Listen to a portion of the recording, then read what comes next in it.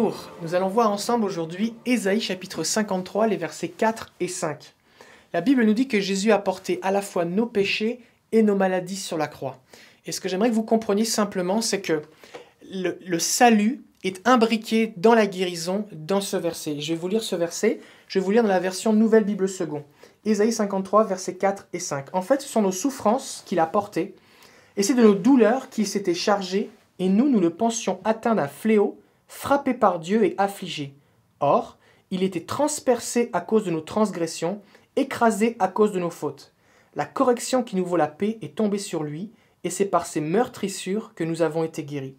On voit dans ce verset quelque chose d'important, c'est que Jésus a porté nos péchés afin que nous puissions être pardonnés, avoir le salut, avoir la paix avec Dieu, mais aussi Jésus a porté nos maladies et nos souffrances afin que nous puissions avoir la guérison.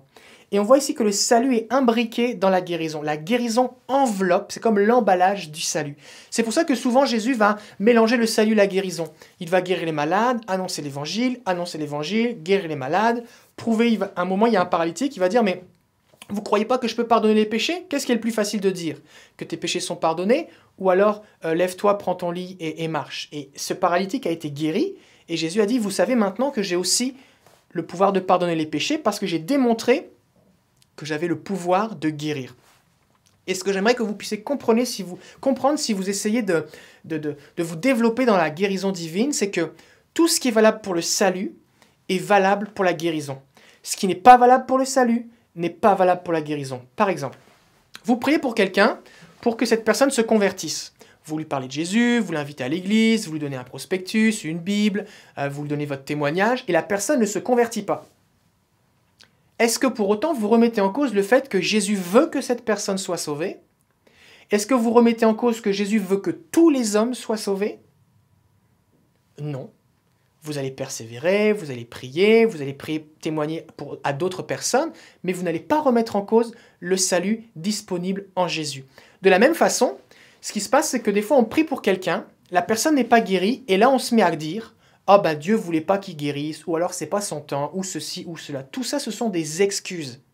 La réalité, c'est que Dieu veut que cette personne soit guérie de la même façon qu'il veut qu'elle soit sauvée. Mais de la même façon que tous les gens pour qui je témoigne ne sont pas sauvés, parce qu'il y a d'autres paramètres qui rentrent en compte que ma bonne volonté, ce n'est pas tous les gens pour lesquels je prie qui sont guéris. Mais je dois persévérer. Je dois persévérer. Si je ne témoigne qu'une fois et que la personne ne se convertit pas et que je ne témoigne plus jamais de ma vie, eh bien je vais rater plein d'occasions d'annoncer l'évangile à des gens qui auraient pu être sauvés. Donc je vous encourage à persévérer, à prier pour les malades. De la même façon, c'est important lorsqu'on prie pour quelqu'un pour qu'il soit sauvé, de lui parler avec foi de l'assurance qu'en Jésus, eh bien, il peut avoir le pardon de ses péchés. Si vous dites à quelqu'un, écoute, aujourd'hui, on est lundi, le lundi, c'est pas un bon jour parce que Dieu est en vacances. En plus, tu sais, les péchés que tu as faits, c'est quand même des péchés graves et tu les as fait souvent et combinés avec d'autres. Je sais pas s'il peut te pardonner, mais bon, on va voir, on va essayer. Peut-être que c'est une bonne journée. Ça se pourrait, si tu es gentil et que c'est un bon jour, que tu sois sauvé. Est-ce que les gens pourraient être sauvés de cette façon-là? Non, parce qu'il est important que la foi s'appuie sur une certitude. De la même façon, eh bien, nous pouvons dire à la personne, eh bien, puisque Jésus est mort pour tous les péchés, oui, tu as tué des gens, mais dans la Bible, il y a des meurtriers. Oui, eh bien, tu l'as fait souvent, mais oui, il y avait des pécheurs récidivistes dans la Bible, mais Jésus est mort pour tout le monde. Même le brigand sur la croix, Jésus veut te sauver. Je crois que Jésus va te pardonner si tu te tournes vers lui. Et la foi que nous avons permet à cette personne de saisir cette grâce qui est disponible en Jésus. De la même façon, lorsque vous priez pour un malade, c'est important que vous ayez cette certitude que Dieu veut. Parce que si vous doutez que Dieu veut guérir la personne, alors ce n'est pas une prière de foi que vous allez faire. Vous allez prier pour essayer de convaincre Dieu de guérir la personne. Et ça, ce n'est pas une prière de foi. Parce que Dieu veut déjà la guérir et il a déjà donné Jésus. Jésus a déjà souffert la maladie de cette personne pour que cette personne puisse être guérie. Donc, souvenez-vous d'une chose, Ésaïe 53, versets 4 et 5, la promesse de la guérison, la promesse du salut sont imbriquées, emboîtées ensemble. Deuxièmement, tout ce qui s'applique pour le salut s'applique pour la guérison. Si ça ne s'applique pas pour le salut, ça ne s'applique pas pour la guérison.